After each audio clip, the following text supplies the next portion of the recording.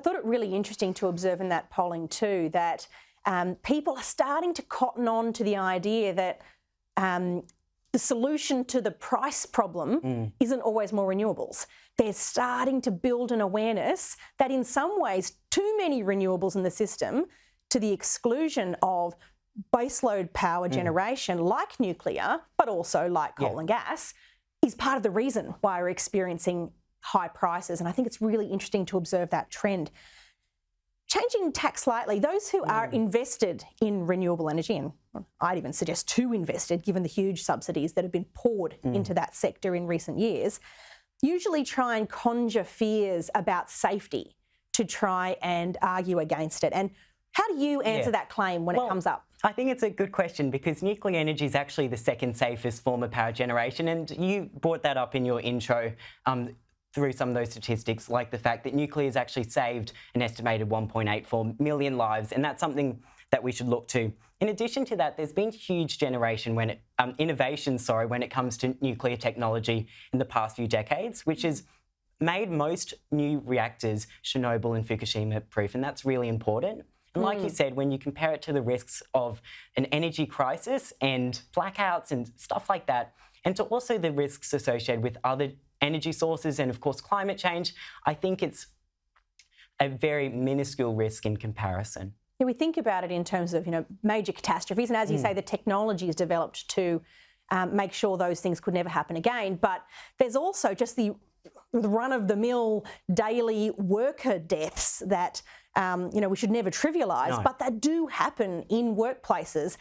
They almost never happen in nuclear environments, but they do happen much more regularly in some of the other traditional baseload generation options that we have available to us. It just keeps stacking up, doesn't it? Yes. Energy Minister Bowen has said he won't lift the ban on nuclear energy because it's too expensive to be viable.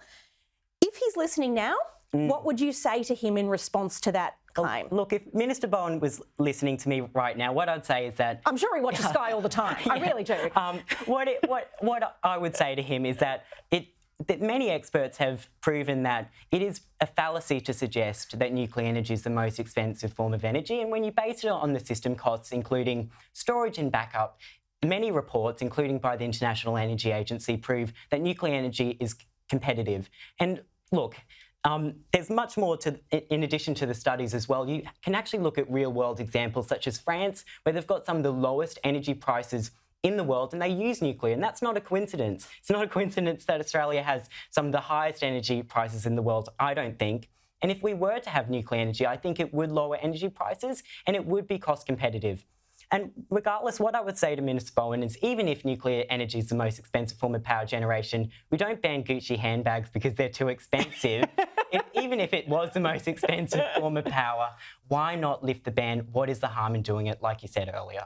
It's funny to observe that in France, their prices actually went up when they started putting renewables into the grid. It tells you everything you need to know. Even in Finland, their power prices went below zero when they've got a nuclear dominant grid, which I think is also quite interesting. It's no coincidence.